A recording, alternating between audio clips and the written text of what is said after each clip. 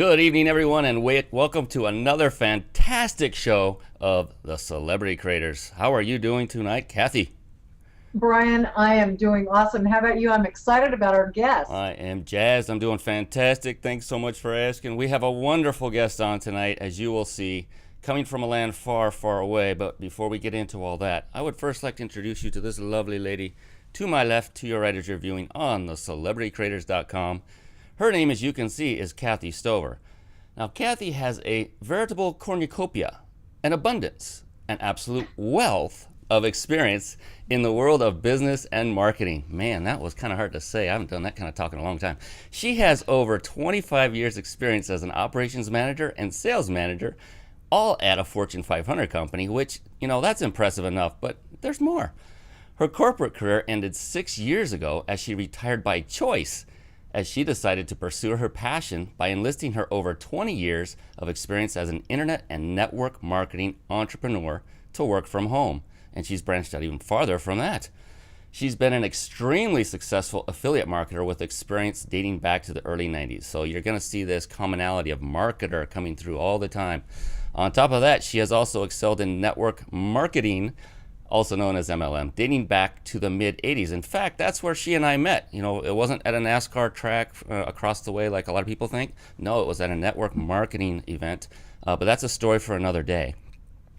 Kathy also has experience as a professional speaker. She's also penning a book. And most recently, she has become a highly successful social media strategist. Now, if you need to know anything about social media, there's only one place you need to go. That's Kathy Stover. So if you need any help in the social media realm, hit the contact us link above and say, Kathy, help me in social media. That's all it takes. She is extremely well connected. In fact, she's responsible for bringing on many of the fine guests that you see on this very show week in and week out. With that, I'd like to welcome my very dear friend and co-creator of this very show, Kathy Stover. Hello, Kathy. Brian, always over the top. And by the way, cornucopia, what the heck did you have for dinner tonight? I even looked that up. I know you must be getting ready for Thanksgiving. That's coming up here in the next month or so. Thank you so much for that. And I want to tell everybody that is here with us on the show tonight that may not know about this fantastic guy over here to my right. Brian Kelly is also the co-creator and co-host of the Celebrity Creator Show. Much of what you see on the show, the graphics, the technology, and some of the things that you don't see behind the scenes are all due to Brian's 24 plus years as a software engineer. So all of that fantastic talent and expertise lends to everything that you see each week on the show. Brian is also an author, a speaker, and he talks about me being in marketing. Don't let him pull one over on you.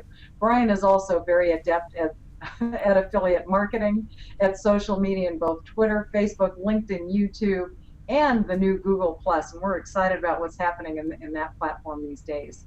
In addition to that, Brian also put together, and I want to share this with you because this speaks a lot about his knowledge and his expertise. Brian put together about a year and a half, 2 years ago, a Ning site, and also amassed over 50,000 Twitter followers. And he recently sold that, not the Twitter followers because we can't do that, but did sell that Ning site for a tidy sum.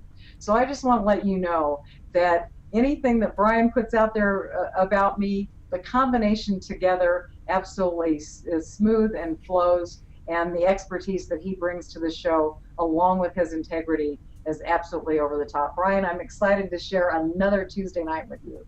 I cannot. This is incredible. We met this young lady a couple months back at a wonderful event.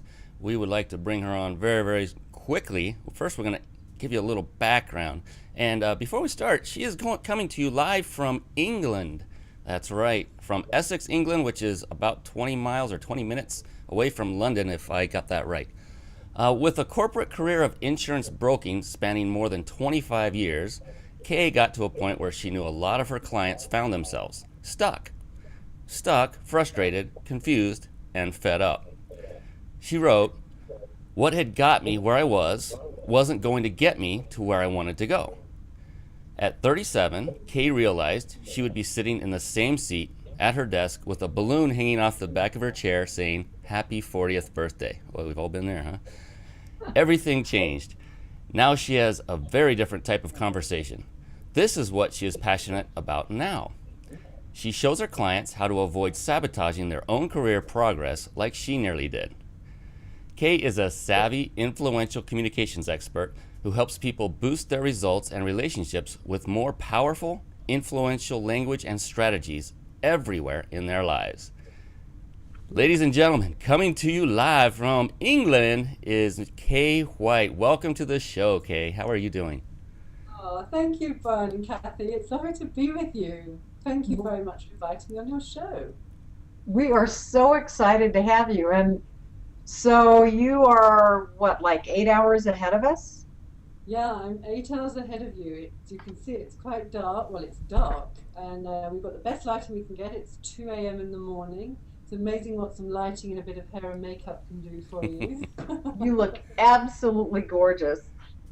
Well, I'm going to tell you that the topic for tonight's show is, do you want to be more savvy, a more savvy, influential communicator? Say that fast 5 times.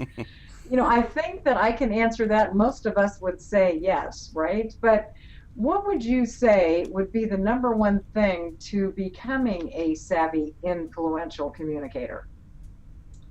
Oh, the number one thing. Well, in your introduction, you gave a great summary of what made me realize that I am a savvy and influential communicator and how I could sabotage myself at the same time. So I kind of had a mixture going on. I know through how I say things and what I say and some of the things I don't say, how to get people and connect with people, but get people into action. And I was able to do that very naturally in my corporate career. And what I didn't do that really sabotaged my career was I didn't actually use those skills positioning the value of what I do for my company, what I did for my company. All I did was flop down in front of my boss and I said, "I can't do this anymore. I'm tired, I'm fed up, I'm frustrated, I'm bored, I'm blah, blah, blah, blah, blah." And of course, and he looked at me and was like, "What do you want me to do about it?"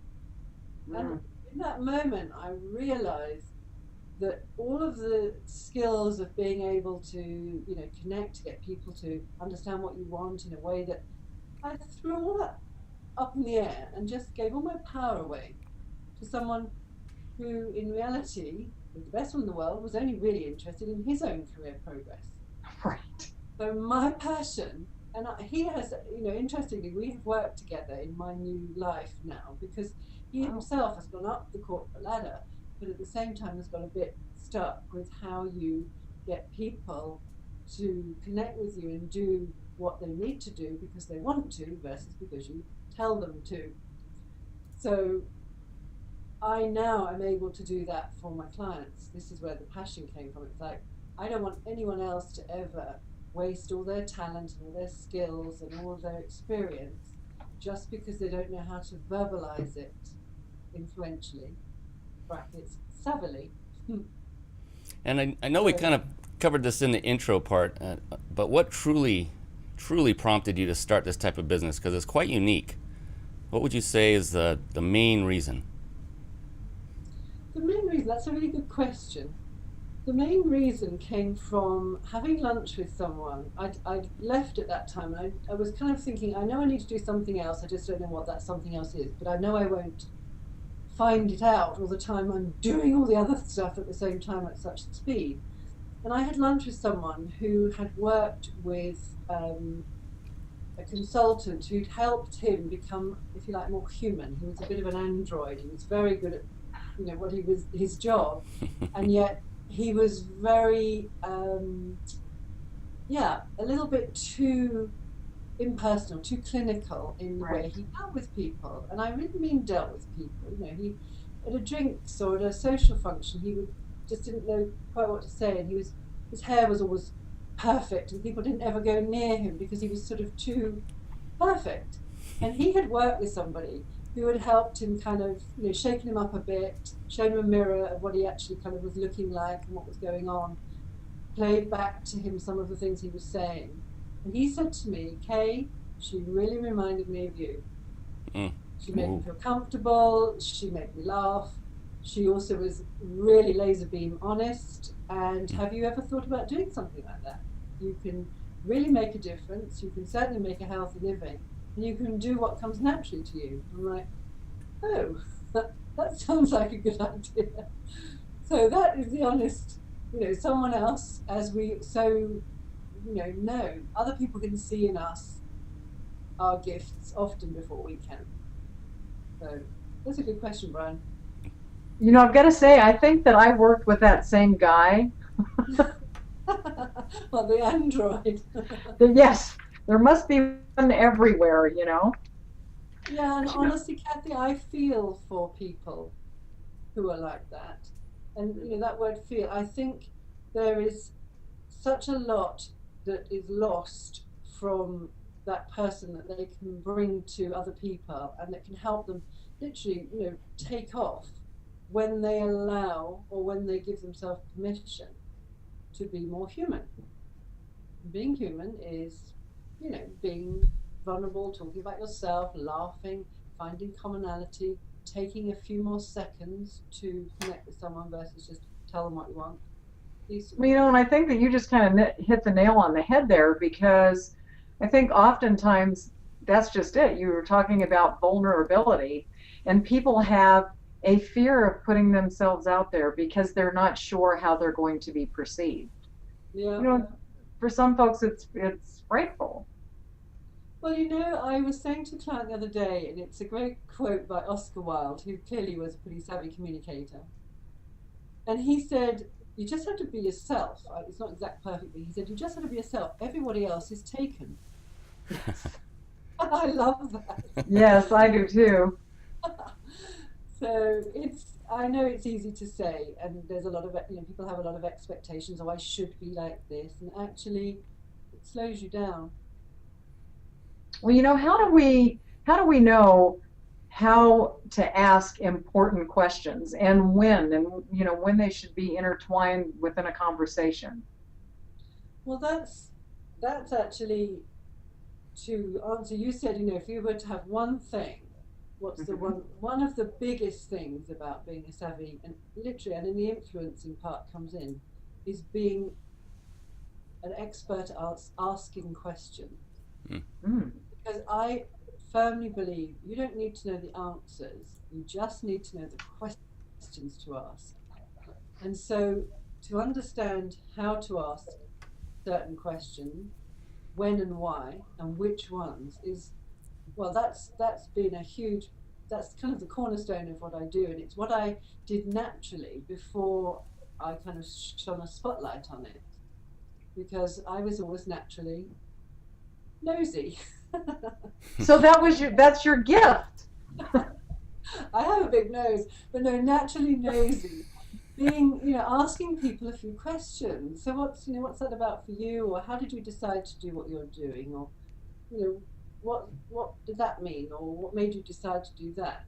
And there are different types of questions, and it's one of the big pieces that I share with clients. First off, it's one of I say you talked about my book, and I say on my book, give me 5 minutes, and I can show you how to be a more savvy, influential communicator. And in that first 5 minutes, when I'm listening to someone else, I will listen to how often they ask questions, either of me, or they can, how often they ask themselves questions. Certainly, if you watch someone or listen to somebody at a networking event, it's like ding, ding, ding, and you're not asking any questions. Now, So, in many conversations, once you ask somebody a question, let's say you're talking, once you've asked somebody a question, you've lost it. They take over the entire thing and steamroll and go. And you're like, wow, I was kind of hoping to interact both ways here. So, yeah. from the other side of the table, so to speak, what is the key to getting or being listened to, to capture someone's attention and then keep it without losing it so quickly in the conversation? That is a good question, because this is one of the, I say in my book that asking questions will always mean, if you master questions, don't take anything else from this call apart from the mastering of question, it's to know that you'll never be lost for words again. A lot of people think, oh my God, I don't know what to say. And I'm like, well, ask a question. And to answer your question, Brian, to be listened to. Certainly, if you talk about the networking or you ask someone a question and they steamroller you, or as I say, hose you down with information. One of the really powerful things to do is to just find that little space where you can use the word "so." Oh. So is a natural. It tells the other person's brain that you're kind of wrapping that piece up. Interesting. And boiling it in. Really powerful. So it's literally, so Brian. And Brian, you hear, oh, okay, she's kind of going now. And it's subtle, and it's in its subtlety. You don't have to say, look, I'm bored now. I'm going to try that next week. Really? Kathy, grab it. So, and then that so tells the other person that we're either boiling, as I say, coming into land on that, or we're going on to something else.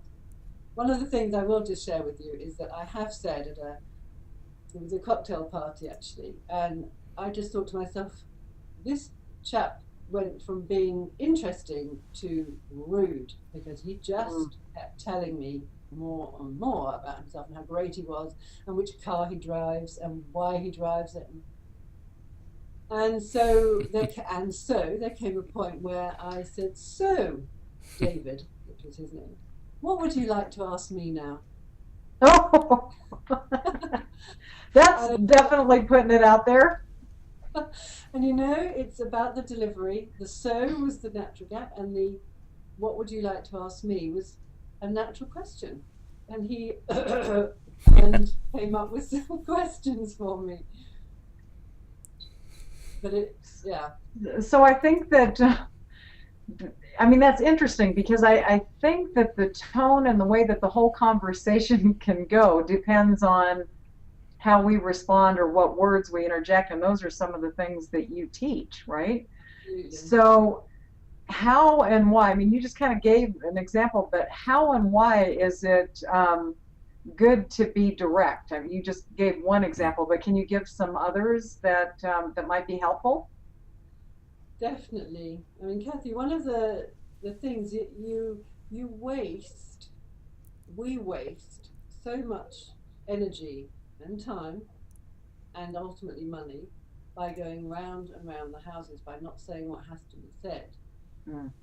And there, as I've said there before, there's a way of presenting your information in a way that keeps the other person whole. That's how I like to think. It's not a case of win or lose, better, worse, winner, loser. It doesn't have to be like that. If what I would say is, give the person what's good. So I have a formula for it, which comes down to what's going well, what would make it better, and does that make sense to you? So being direct would be, what went well, www.ebi, even better if, okay? So it's www.ebi, okay. And in your head you can think, okay, so I need to tell someone that this isn't working. So you start off by saying what is working. This is going really well, this is this and this. I know we're on track, I know we're doing our best. And there's this, this and this happening. And if we don't do this, this is going to happen. Okay? So you don't just pile in with this is all going wrong, you're an idiot, which so many people do. You frame it around, there's parts that are working. There always is something, even if you've started a project, the fact that you've started it is good.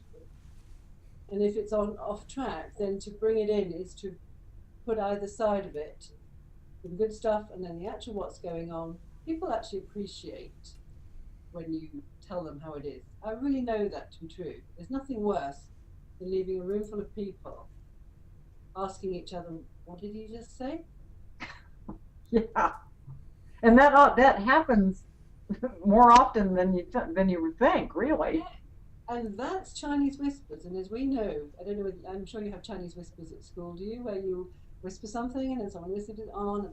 and Oh, it changes. yeah. And so it gets back to the teacher with a completely different set of words and meaning, which is what happens if you leave people in doubt, particularly at work, about what's going on, and if something's going off track. So it doesn't have Well, to you be. know, and I think with social media, Kay, the way it is, even that, because we're not verbalizing it where people can hear you audibly. So it's interesting to watch just when people type whatever it is, whether it be on Facebook or Twitter, we don't really know how it's going to be perceived. So I think it's fantastic that you have and put together the program that you do, because I can certainly see that regardless of whether or not we utilize the words audibly when we're in front of people visually, but also when we're utilizing them within the social media platforms as well, because it all means something, and it has perception with whatever it is that we say or write. So Well, absolutely. And Kathy, one of the big things there that you said is the words you choose. I mean, your word earlier, Brian, cornucopia, was it? Or cornucopia. cornucopia. And that's fun and that's all great. And as you know, you weave that into something where you're dealing with someone whose English isn't their first language, and you did it for effect. That's great. And some people think they have to be so clever, and they use words, that are just overblown. One of the things that I've said, and I've said this to CEOs just as well as new managers. I can remember saying it particularly to someone called Peter. Uncle Peter, I'm 5. I don't understand key performance indicators or strategic optimization. What does that mean, please? And this is the thing where you can bring the real part of you and the fun part, because everyone was 5 and everyone knows a 5-year-old or has spoken to a 5-year-old. And in a 5-year-old's language, you say very simple words and you're pretty direct because they haven't got much attention span. So when I say this, sometimes senior executives look at me firstly as if I'm smoking something. And I don't smoke, but nevertheless, they're like, "Did she just say that to me?" The point is, they also can't think what to say, because strategic optimization, for example, if you're saying it in a 5-year-old's language, how would you describe strategic optimization? No kidding. Exactly. But you hear it a lot. It would be probably putting the best plan in place that we can and making the most of it. A 5-year-old would understand that, but I think it's very, isn't it true though? I mean, both of you, when you hear those words, you think, oh, okay, now I know what we're doing. Exactly. Yeah. Well, I've got to tell you, excluding my husband and Brian, another brilliant man that I know, has a very, very high IQ, and what comes with that is a very high vocabulary as well. And I have to and I tell him, because he's very brilliant, and because of the words that he chooses to use in his everyday conversation, I always say, hang on, let me get to my computer so I can sit and Google what you're saying so I understand what you're saying to me. So I can certainly, and I can certainly understand why picking and choosing the appropriate words in conversations can make a difference, because if somebody's using something that you don't have a clue about, you can't partake, you don't understand, and I don't know what it feels like for the individual to be saying stuff that I know what it feels like to be on the other end. It's very hard to converse and follow along on any subject matter when you have that kind of situation. Absolutely.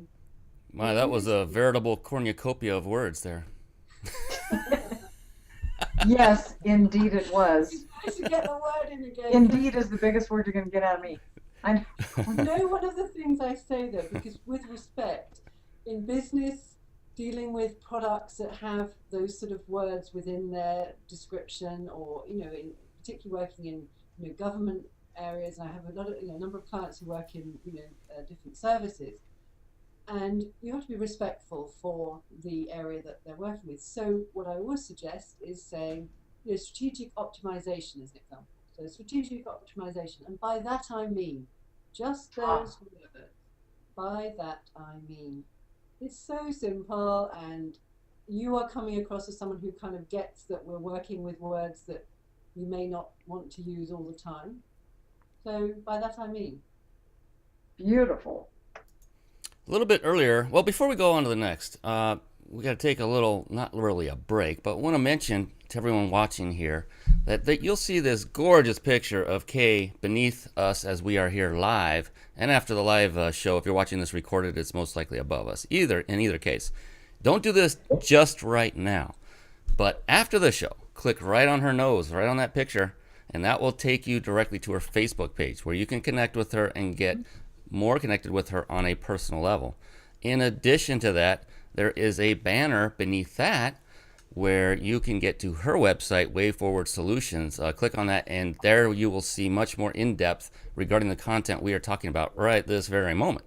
And beneath that, well, we're going to get to that one in a little bit, but you'll definitely want to check that out. But not until the show is over. That would be rude, and you would be interrupting us. But we don't want him to go away. We want him to stay on this page. That's right. That's right. You got to stay here because Kay has a lot more great information. We're going to get right back into it this very moment. So don't go anywhere. We were talking a little bit earlier, Kay, about how and when to be direct, and that was fantastic advice. I love that. So it's like I'm gonna remember that one in about a week. But after that, now let's kind of turn the tide. What determines getting noticed for the right reasons? Now, how do you turn it back for the right reasons? So many people are putting themselves up on a pedestal, like you were saying. You're saying the car he drives, the house, all that stuff. How do you do it for the right reasons? How do you get noticed that way? Whoa, well, getting noticed, it's such those two words being, getting noticed. People want to be noticed, as you say, for the right reasons. I worked with a client recently who was totally, well, I need to add more impact in meetings. And I'm like, well, you can add impact by dropping your trousers. And let's get specific. What do you mean by adding impact? Because it will mean different things. This is the thing about the words. People use sound bites all the time that they hear all the time. We have to get under them. Right. And then for him, adding impact is going to be certain things he needs to do and not do, or certain things that other people are doing. One of the big things I say to that, Brian, particularly, is think about the other person. That's how you get noticed. Think about what the company wants, what other people want, what's going on for them, using language that includes other people and putting yourself, if you like, towards the back, which is virtually the opposite of what most people do all the time. So I, me, our becomes us, you, we, together, the company, all of us, the team. And so I kind of call it blowing your own, tooting your own horn without blowing your own trumpet. Blowing your own trumpet. The essence being that you're always thinking about what's going on with the other person, what does the company need. That's how you get noticed, being the person who always adds value, always speaks up at a meeting, for example, but always doing it in a way that, well, then I think this ought to be happening, or I've had this brilliant idea. You're noticed, and you're not noticed for the right reason. Rather than saying, well, if we do this, what would happen? Or in my area, we've been doing X, Y, Z. How does that fit with what the company wants, or how can we make that work? People want people like that around them. Oh, sure.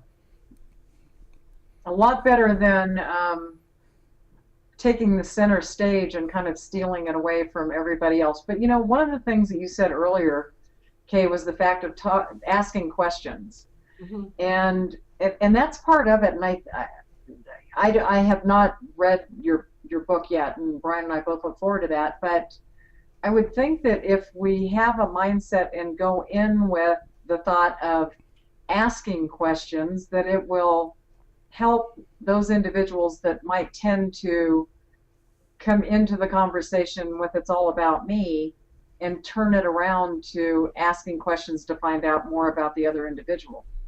Absolutely. Something that I have to say, when Brian and I met you a couple of months ago, you absolutely practice what you preach, because you did ask a lot of questions. And the thing about it is this: it was very genuine. It was not like you were working a formula. You were being very right. You were being very sincere and had a genuine care and concern. I'm not just speaking things that you were directly asking me, but I watched you in the room and talking with other people. I loved watching people, but I did, and you did that with everybody, and it was very, very genuine.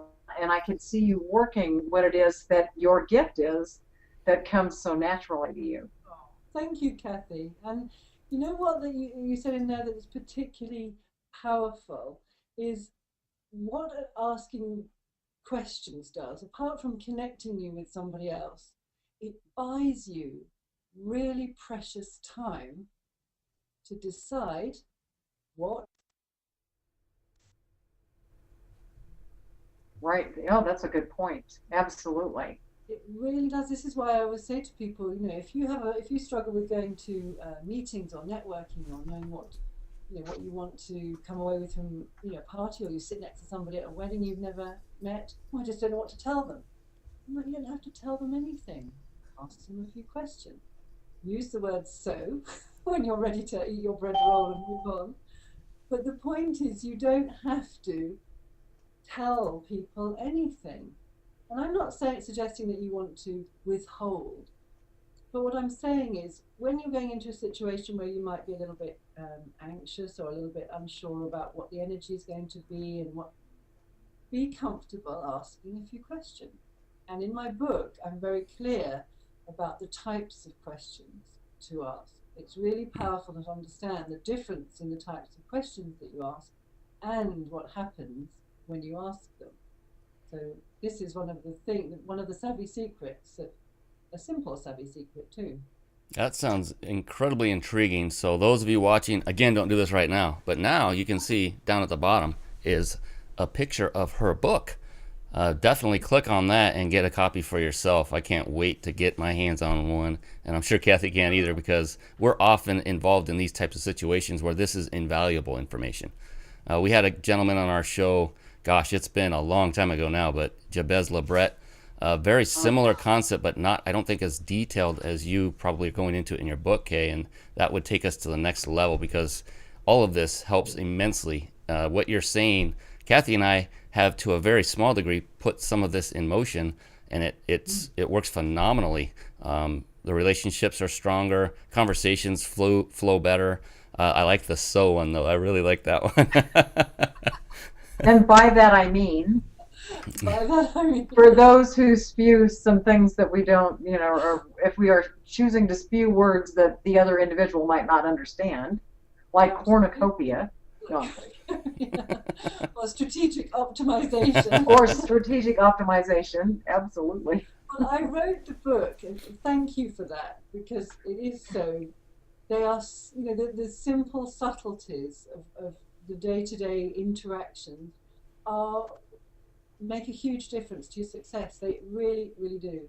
Because you can be a rocket scientist, and if you can't connect with people, if you can't get people to come along with you, then you're always going to be behind the rocket scientist who can.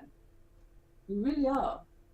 And often that rocket scientist has to have someone up the front doing the speaking and the PR for them, because people need to feel part of you. They need to be connected to you to actually want to come along with what you want to do.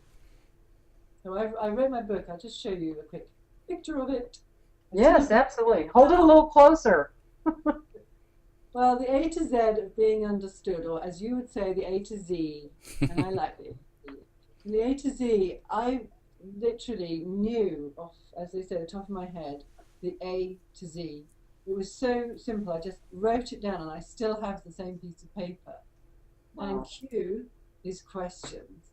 Absolutely, and I have it rung here for you, because what I wanted to show you, and I've set it out just quickly, very simply. I've got powerful quotes, exercises. I didn't want it to be a big kind of hard piece of work because it isn't. And I write very much like I speak, which is something that I share and show people how to do, because there's a way of thinking about how you're writing. Because again, in this email, online-driven world, you have to be able to connect with people with your writing as well. Otherwise, they just click away. We know that about emails. Yes, absolutely. So the essence of the book is really very much pick any day, pick a place to start, pick a letter, and you don't have to start with A, you can start with Z. They all count. So thank you for letting me share that, and it's out there to help people grab and go. Absolutely. I just want to mention that a couple months ago, we actually met you in person, live, right there, at an event that you emceed for Linda P. Jones.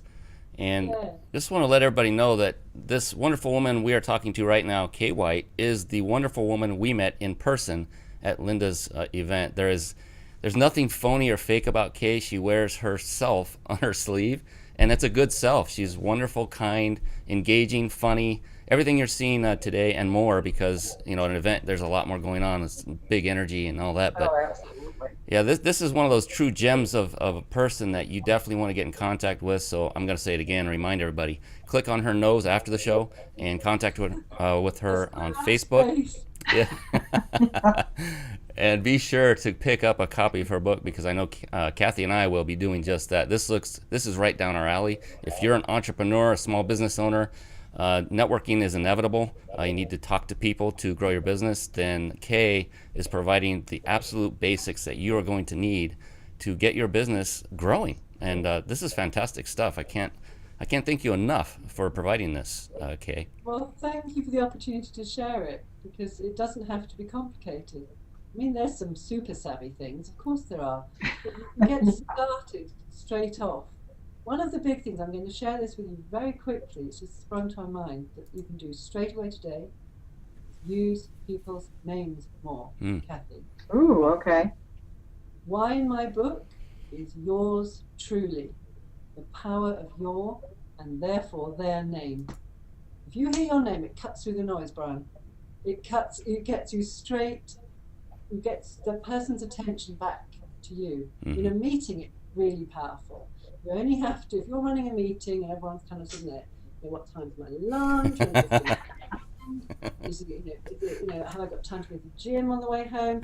If you suddenly hear, hey Kay, what do you reckon about that? And you think, oh, it brings you. And when you're when you are connecting with people naturally, it's very natural to just use their name, Kathy, isn't it? It works. Out. And it does. People love hearing their name. Yeah, it's very engaging when you're in a conversation and someone keeps repeating your name. You're like, wow, it exudes this additional interest.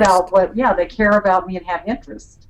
Absolutely, and you can use this just as powerfully in writing, in an email. I mean, you don't have to say, so Brian, and at the end of the day, Brian, I think this, Brian. And there are some people that do that. Yeah. Have you met them? I mean, there are. It's it's a subtlety. Every other paragraph. Best wishes. Great. Great to hear you. Looking forward to connecting with you on Friday, Kathy. Warm wishes, Kay. Very simple. Rather than just no greeting, no sign off, using the name, sprinkling it. Just the same as in conversation.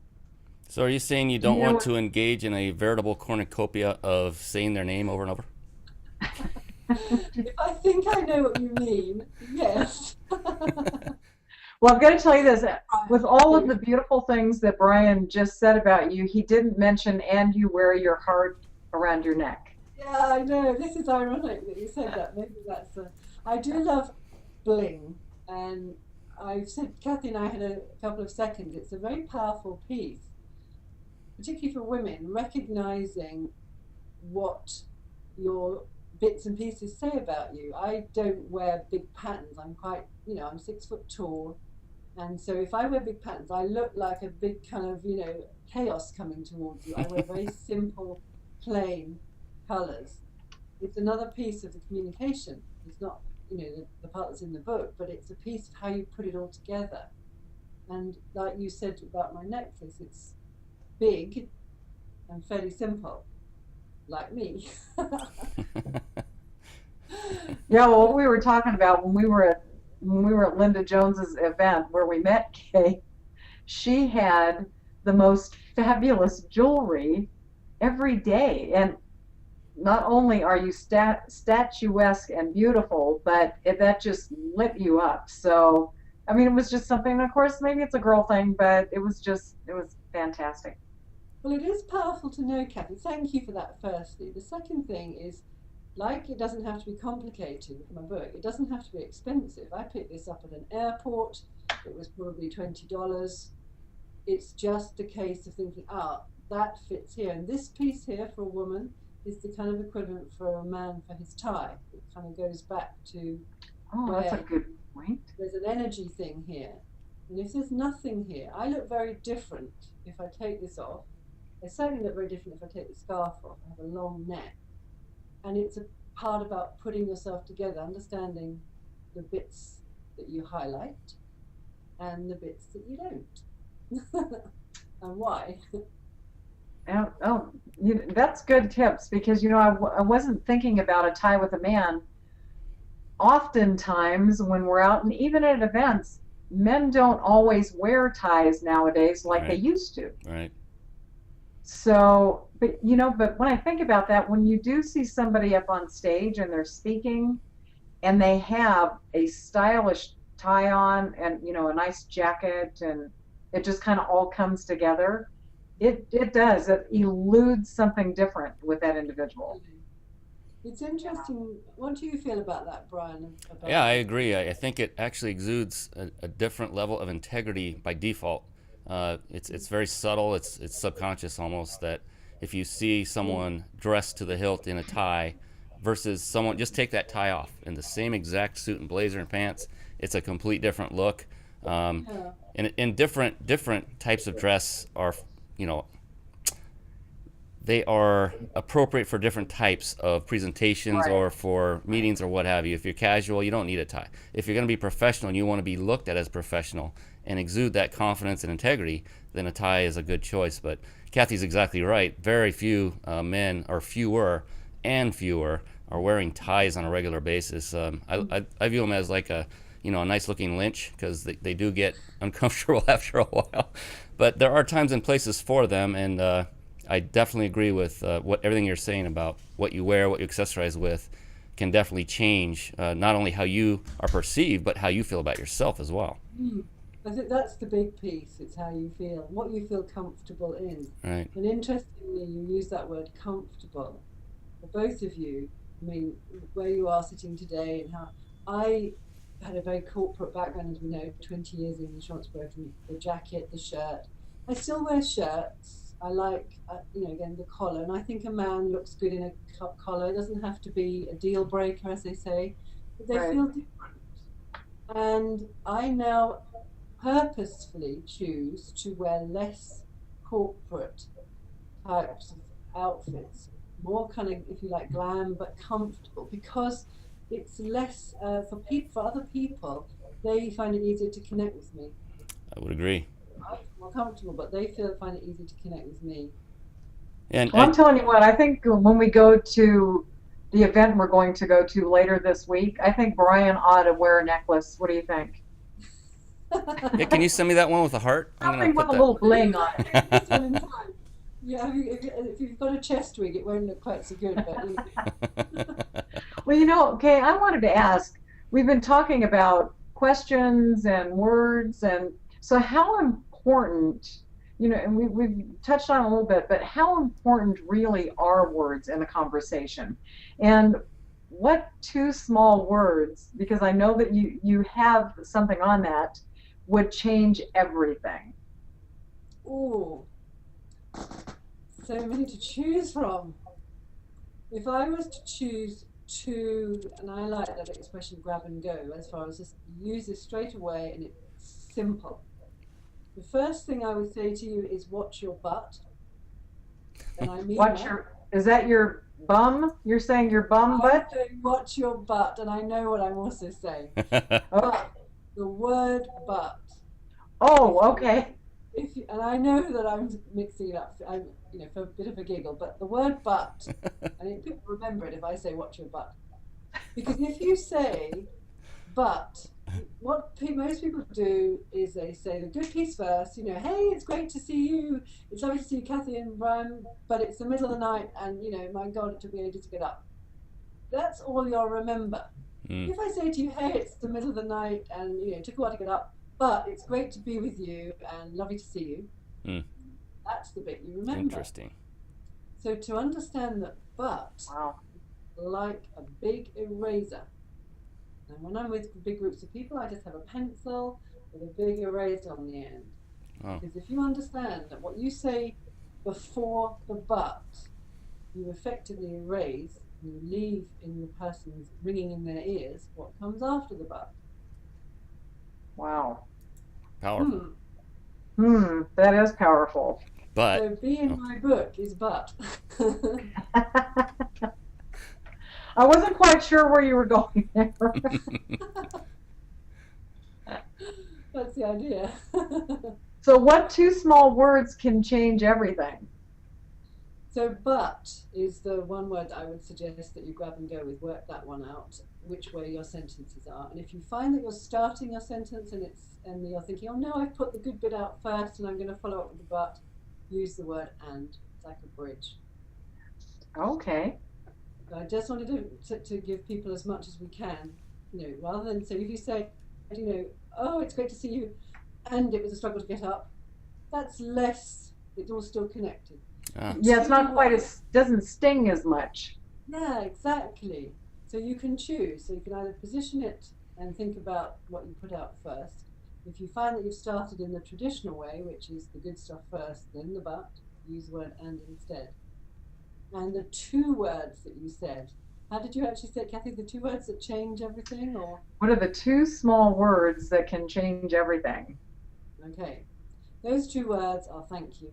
mm, They are, I know it sounds simple, but this is the point. It's simple. Thank you in advance for doing that. That's really powerful. Before someone's done something, thanking them for doing it in advance. Wow. Because you're telling them, I'm assuming you're going to do this. Thank you so much for agreeing to do that. You're reminding them that they've agreed and you're thanking them.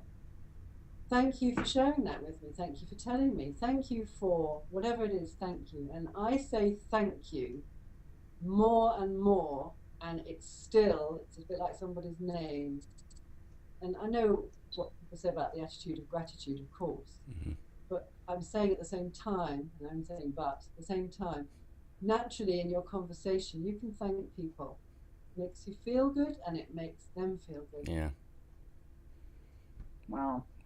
This And that's powerful. yeah, I was gonna say phenomenal, powerful cornucopia, all of it.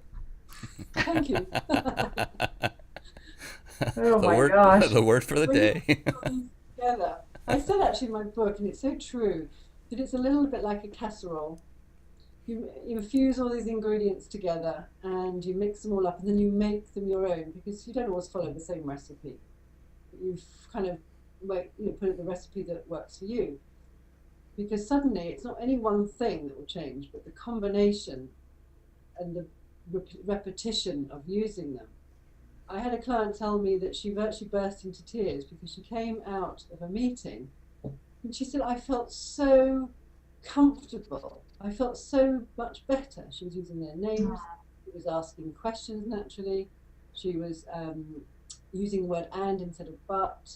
She was repeating the question that had been asked for her to buy herself a bit of time. Interesting. All Well, I right. can certainly see how valuable having this kind of mentorship and leadership to perpetuate your business. And even if you're an employee for a company, how it can change and move you up through the ranks by Absolutely. putting the right words Yeah. and the situations together, and so that you can communicate effectively. Really. Well, one of thank you, and I mean that. I really, and I do mean it when I say it, but thank you because it's absolutely exactly the nail on the head. it doesn't have to be complicated. A lot of it you'll be doing, but doing it a bit hit and miss. Once you do these things consciously, like riding a bike, you have to learn it first and then off you go, and you can't remember how you learned it, you just know it. Same idea as getting promoted. One of the most regular outcomes from working with me, particularly corporate people in corporation, is that they become more promotable because they're more corporate and company aligned by the we and the our and the us. They know how to talk about what they do in a way that is powerful and connects people to it and them. And that was what I didn't do. So I am my best client. Fantastic. We got about, let's see, 9 minutes or so left. And I'd like to get back to your book real quick if we could. The book is named, as you can see beneath us, click on it later, but definitely click on it, but later, The A to Z of Being Understood, which is an international bestseller, by the way. But in that book, you talk about building strong, profitable relationships with ease. Would you mind going over a few of those key steps on how someone can do that? The strong and profitable relationships with ease. I mean, it is a combination of those, all of the pieces. One of the big things is, I'd say we've touched on it, stop listening to WIIFM, that radio station, what's in it for me, and know that everybody else is listening to that, so tune into it. That's one of the big things. When you're in any selling situation, and let's be honest, people don't like to think about themselves as salespeople, but we're all salespeople. We're all selling ourselves. We're all, if you like, marketing ourselves by showing up. And one of the big things, in any sales training is, what does your client want, or what does the customer need? So connecting to people quickly and easily is about thinking about them. We've said that, we've touched on that as well. Using their name, really powerful. Asking questions, and we've touched on it before, how to ask a question. One of the things as well, I learned this from a pilot, is a naval pilot, a US naval pilot. Oh. I asked him, because one of the things I didn't understand was what the word attitude means. I mean, everyone says, hey, he's got a bad attitude, he needs to change his attitude, you need to kind of shape up your attitude. But if you were to define the word attitude, and I'm not, I don't want to put you on the spot particularly, but I will, how would you define the word attitude? You're asking us? Yeah. Just what would you do if I said, what's your attitude? Well, I think that your attitude has to do with whatever the particular situation is. I don't think that, for me, it's not an overall constant, because your attitude changes based on the environment that you're in at the moment. Does that count, Kay? Well, Kathy, it's pretty close. The definition, I heard something that Zig Ziglar said, and he said, your attitude counts. What is it? Your altitude will depend. Your level of success will count on your attitude versus your aptitude or your level of altitude. It's all about your attitude. The angle your nose meets the wind. In fact, I'm going to nail it for you. Well, you know what? It's like almost 3 o'clock in the morning your time, so you're doing fantastic. Let me tell you. So he said, and I will read this. And Winston Churchill also said, attitude is a big thing that is a little thing that makes a big difference. And the Zig Ziglar quote is, your attitude, not your aptitude, will determine your altitude. That's better. Your attitude, not your aptitude, will determine your altitude. And as a flying man in some way, shape or form, there's all sorts of connections. But I asked a naval pilot, what does that mean? An attitude. He said, lady, and he said it like this, lady, it's the angle your nose meets the wind. I love it. I love that. That is one of the big things about how, when you understand you need to change your attitude, or he has a bad attitude, if you think about the angle your nose meets the wind, how you're approaching something. I mean, you obviously like that, Brian, and I love it Yes. because you can use that expression. Think, how am I actually angling myself? How am I approaching this? It's your angle of approach, is your attitude. How you're approaching something. So a networking meeting, a presentation, if it's going to be dreary, scary, dull, then you're going to have a dreary, scary, dull experience. Well, I would say that's kind of connected with mindset as well. I was just right? thinking that. My gosh, that's I unbelievable. knew you were. You're Isn't like that right, in then? tune. Yeah, exactly. I mean, so many of our past guests, and Kathy, she can attest to this as well, because the common denominator, common theme that Kathy and I have found to anyone who's successful in business is a proper mindset.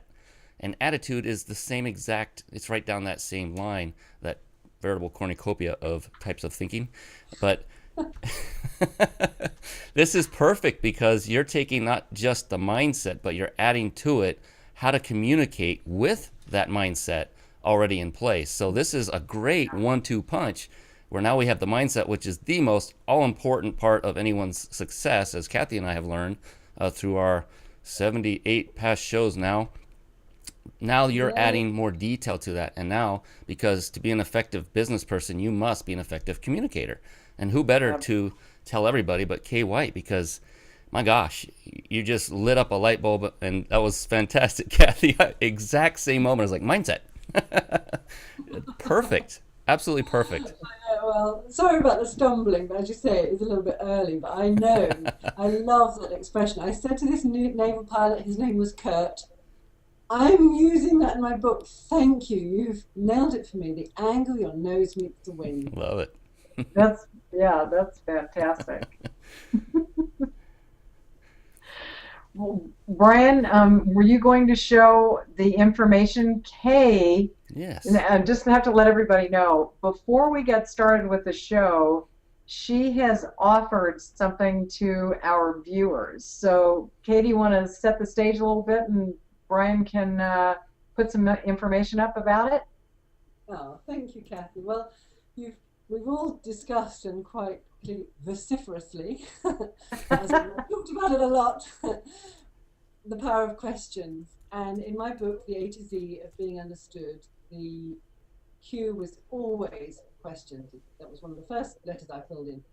And I would like to offer anyone who wants to hop along and pick up the chapter of my book, Q, for questions. So that as soon as you've got that and read it, as I say, it's about sort of 8-9 pages, giving you the exact questions, why to ask which ones when, then Beautiful. please have those as a gift from me, because if you do nothing else, changing and understanding how you ask your questions will really help you. Well, and Kay, you're one of those individuals that kind of gives more than expected. So just this chapter of the book that you're going to be sharing with our viewers has got so much content in it, they're going to be able to take that and utilize it right now. So thank you so much for offering that as a gift to the people that come to our show. And so that Brian and I have it available to us as well. Mm-hmm. You know, I got to tell you, it happens every week, unbelievably, unbelievable how fast an hour passes. And an hour has already gone by with us, dear friend. Brian and I are so grateful and thankful that Linda Jones brought together the people that she did so that we had the opportunity to meet you. You were the MC of that event. You're a fabulous woman, beautiful, all of those things that Brian was talking about. You know, we were kind of giggling about the heart on your chest, but you are such a wonderful, giving, warm woman, and we are so thankful for the opportunity to meet you. We're excited for the next time we get to see you and just give you a hug in person and not a virtual hug. But thank you for sharing. What are you talking about? Just thank you for sharing the fantastic gift that you've been given as a savvy communicator and sharing it with everybody, because it's such an important part of helping us to complete what we do in our business and how we are perceived by the world. So, Kay, thank you so much for joining Brian and I at this crazy hour of the morning, and I'm going to turn it back over to Brian. Thank you both, And, really. yeah, and I can't echo any better what Kathy said, other than to say that, I did not know what you did, Kay, really, when I met you at Linda's event as you were an MC. And now, in retrospect, learning everything you are providing, which is invaluable. In retrospect, looking back, and this is even before I knew what you did, but my recollection of meeting you was one of just warmth, kindness, friendly. And so you don't just talk the talk, you walk the walk. And this is before we even knew what you did, so you had nothing to prove to us, but you actually personify exactly what you are teaching others. And thank you for being so true to your craft and to yourself. And thank you for coming on our show. This has been a blast. I can't wait to see you again. You're so welcome. It's been so worth that early morning call, that kind of hour. It's great to be with you, really. The hair and makeup kind of worked. It sounds like my dog's visiting us. All right, with that, we'd like to bid everyone adieu. We'll have another fantastic show coming up again next week. Be sure to tune in. Click on the register link above, and you'll get an automated reminder for that show so you won't forget. Kay, thank you once again. To all our viewers, we'll see you again next week. Bye-bye for now. Good night, everybody.